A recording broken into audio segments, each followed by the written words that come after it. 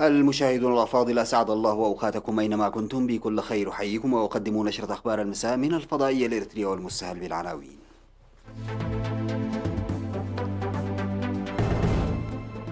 رؤساء الدول والحكومات يبعثون برسائل تهنئة بمناسبة عيد الاستقلال. مساعدات أهلية للجهات المحتاجة في الإقليم الأوسط. أنشطة حراثة الأراضي الزراعية في مندفرة. موسكو تخفف الحجر الصحي، وواشنطن تزود البرازيل بمليوني جرعة من عقار هيدروكسي كلوروكين. حظر تجول في واشنطن وصدامات أمام البيت الأبيض على خلفية مقتل فلويد. والرئيس الأمريكي يرجو قمة مجموعة السبع.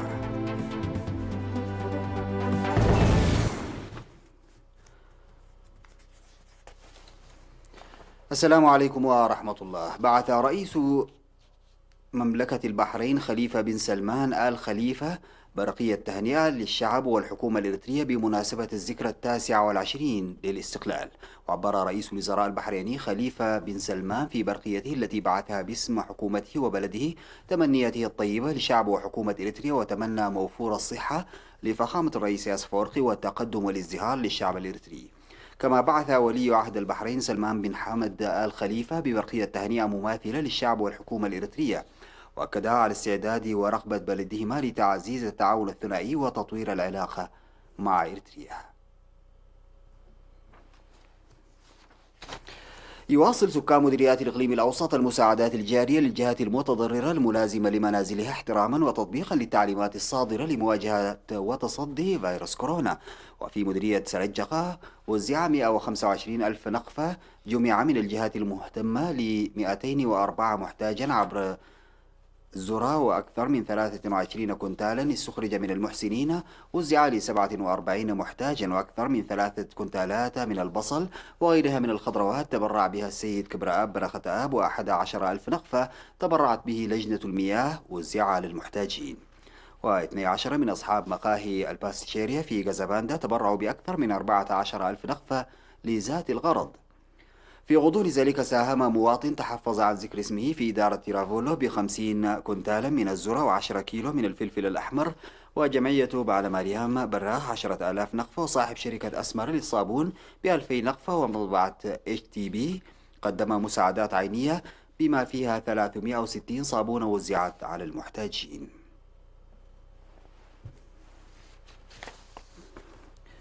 يقوم مزارعو مديرية مندفر بحراثة أراضيهم بالجرارات التي وفرتها مؤسسة المواشي والغلال. وأوضح مسؤول مكتب وزارة الزراعة في المديرية السيد برخت تخلص اللاسي أن المؤسسة وفرت الجرارات الكافية بأسعار مناسبة استجابة لطلبات المزارعين. ودعا المزارعون للتنويع الزراعي لمكافحة الحشائش وزيادة الإنتاج.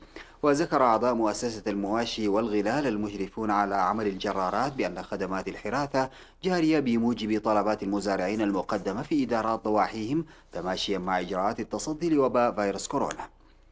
وتوجد في مديرية مندفرة 14 ألف هكتار من الأراضي الزراعية المطرية التي تزرع بمختلف أنواع الذرة الرفيعة والبقوليات.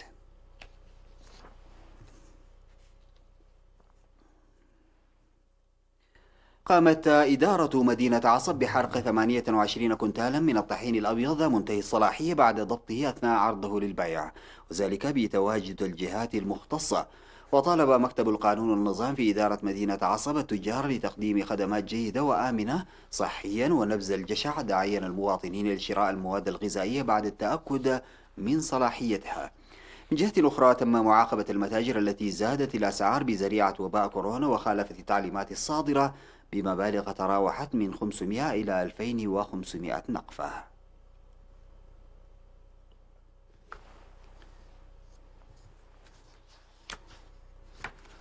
بعد الفاصل سادتي نعود لمواصلة الأخبار.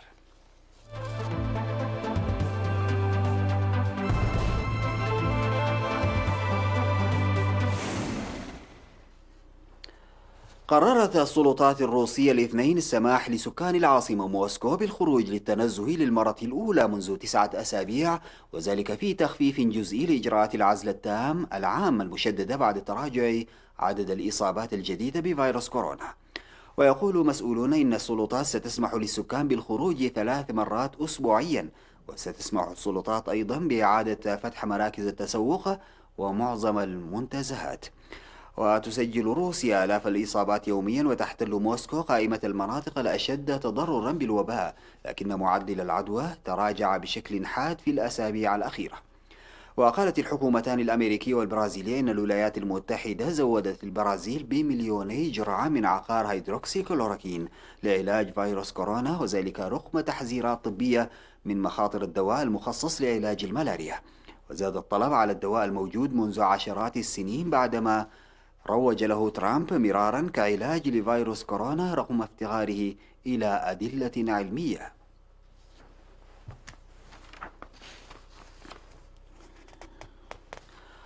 أطلقت الشرطة الأمريكية قنابل الغاز المسيل للدموع في محاولة منها لتفريق متظاهرين أمام البيت الأبيض، فيما فرض حظر تجول في مدن أمريكية كبرى لوقف أعمال النهب والشغب والاحتجاجات على عنف الشرطة على خلفية مقتل جورج فلويد الأمريكي ذو الأصول الإفريقية أثناء محاولة توقيفه. وفرض حظر للتجول في واشنطن بعد خروج مظاهرات جديدة قرب البيت الأبيض، حسب ما أعلن رئيس بلدية العاصمة موريل باوزر. والمظاهرة التي خرجت احتجاجا على وفاة جورج فلويد بأيدي الشرطة انطلقت من الكابيتول في سانت لويس حيث برلمان مينيسوتا. واتجهت المظاهرة التي ضمت نحو 2000 شخص في أجواء سلمية نحو وسط مينيابوليس. ودهرت مواجهات في أكثر من 20 مدينة بينها لوس أنجلوس وشيكاغو وأتلانتا، مما دفع السلطات في هذه المدن إلى فرض حظر تجول ليلي، في حين استدعت ولايات عدة قوات الحرس الوطني للمساعدة في السيطرة على الاضطرابات الأهلية التي لم تشهد الولايات المتحدة مثيلا لها منذ سنوات عدة.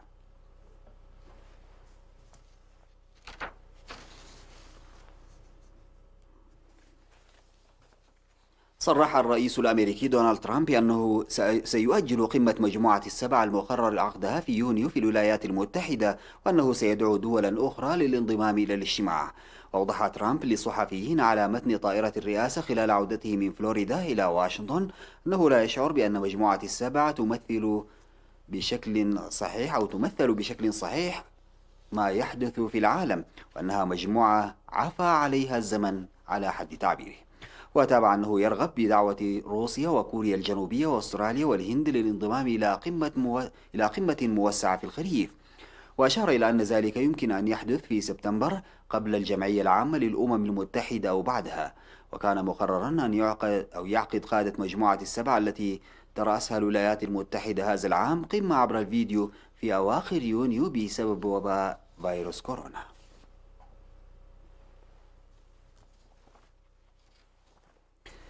التحمت المركبة كرو دراغون التابعة لشركة سبيس إكس وعلى متنها رائدان من وكالة الفضاء الأمريكية ناسا التحمت بمحطة الفضاء الدولية، واستغرق استكمال التحام المركبة والمحطة بضع دقائق. ويتواجد على متن المركبة الرائدان بوب بينكن وداغ هيرلي، وهما مخضرمان في برنامج الموكوكات الفضائية الذي أوقف في العام 2011. وبعد الالتحام سيتم ضغط الممر الذي يربط المركبة بالمحطة في عملية تستغرق نحو ساعة يمكن بعدها فتحه.